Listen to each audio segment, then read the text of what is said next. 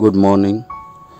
এটা ওই ভিডিওটা আমি যেটা শর্ট আগে দিয়েছিলাম, এটা খুবই দুঃখজনক ঘটনা। আগরতলা শিলচর বাউন্ড কাঞ্চনজঙ্ঘা ট্রেন গত বুধবারে, দ্যাট ইজ 10 তারিখ ভোরের দিকে গুয়াহাটির পাশে আসামের জাগিরোড স্টেশন, ওইখানে যখন ট্রেনটা আসছিল ঠিক তখন দুইটা হাতি একসঙ্গে রেলওয়ে ট্র্যাক ক্রস করার চেষ্টা করতেছিল। তার মধ্যে একটা ক্রস করে লাইছে, আর একটা ক্রস করতে পারছে না। তো ভোরের দিক হওয়ায় ভিজিবিলিটি কম আসলো, লোকো পাইলটটা দেখতে পারে নাই, যার কারণে ট্রেনটা খুব জোরে হাতিটারে ধাক্কা দেয়। ধাক্কা দেওয়ার সঙ্গে সঙ্গে ওই হাতিটা মারা যায়, যেটা প্রত্যক্ষদর্শীর বিবরণ। এটা মরিগাঁও জেলার ঘটনা, আসামের মরিগাঁও জেলার ঘটনা। ঘটনাটি 4:52-তে ভোরবেলা হয়েছে। ঘটনার পর বনকর্মীরা একটা দল নিয়ে ওইখানে যায়, তারপরে তার পোস্টমর্টম করে এবং তারা পাশের একটি জঙ্গলে হাতিটারে দাফন করে।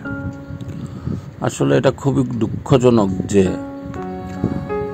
আমরা এতভাবে ডিফরেস্টেশন করছি, যার কারণে জঙ্গলের প্রাণীরার জন্য খাওয়ার অভাব প্রচণ্ড দেখা দিছে, যার কারণে তারা প্রায়শই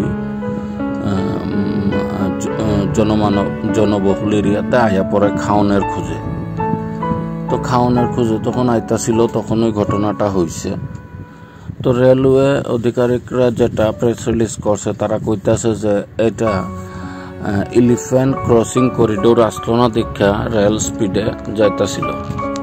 আমার কথা হয়েছে যে এলিফ্যান্ট ক্রসিং করিডোর না থাকলে স্পিডে যাইব, সবই ঠিক আছে, বাট কেন অন্য জায়গাতে মহারাষ্ট্র, মধ্যপ্রদেশ, ওইখানে সব জায়গাতে অ্যানিমেলের জন্য অ্যানিমেল আন্ডারপাস বানানো আছে, হোক এটা ন্যাশনাল হাইওয়ে বা হোক এটা রেলওয়ে ট্র্যাক।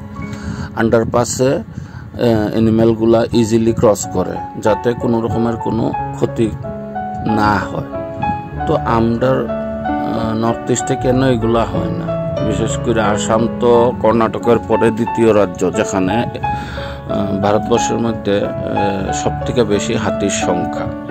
তো আসাম সরকার তো এটার উপরে বেশি জোর দেওয়া দরকার। এটা অনেক প্রাইডের জিনিস যে কর্ণাটকের পরে বিশেষ করে আসামেই সবথেকে বেশি বন্য হাতি পাওয়া যায়। তো এইভাবে প্রায়ই আমরা দেখি যে রেলওয়ে ট্রেনের হিটে হাতি মারা গেছে।